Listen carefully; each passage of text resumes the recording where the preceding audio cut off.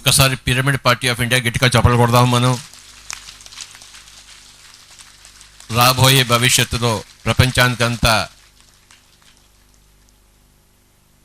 ఒక గొప్ప స్ఫూర్తిని, ఒక గొప్ప క్రియను, ఒక గొప్ప వ్యవస్థను అందించబోతోంది పిరమిడ్ పార్టీ ఆఫ్ ఇండియా.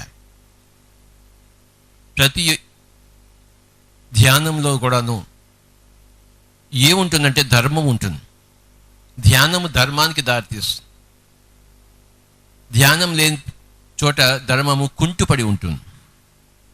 ఎక్కడ ధ్యానం ఉంటుందో అక్కడ ధర్మం 4 పాదాల ఉంటుంది.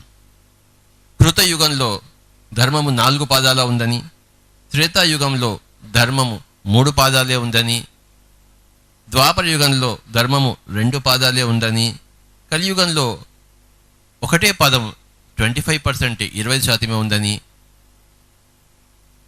మనకి పురాణాలు చెప్తున్నాయి. ఆ కృతయుగానికి కలియుగానికి తేడా ఏమిటంటే కృతయుగంలో అందరూ ధ్యానులే, కనుకే ధర్మం 4 పాదాల ఉంటుంది.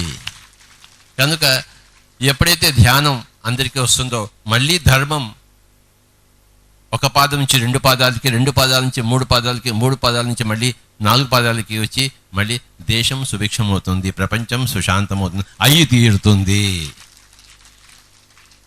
ధర్మాన్ని 1 పాదం నుంచి మళ్ళీ 4 పాదాలకు తీసుకొచ్చే ఆ యొక్క బృహత్తర బాధ్యతను స్వీకరించింది పిరమిడ్ పార్టీ ఆఫ్ ఇండియా. ఒకసారి పిరమిడ్ పార్టీ ఆఫ్ ఇండియా గట్టిగా మనం హర్షధ్వానాలు పలుకుతూ పిరమిడ్ పార్టీ ఆఫ్ ఇండియా ఛానల్ని లైక్ చేయండి, షేర్ చేయండి, సబ్స్క్రైబ్ చేయండి. మీరు చూస్తున్న ప్రతి ఒక్కరికి చాలా చాలా థ్యాంక్ యూ సో మచ్.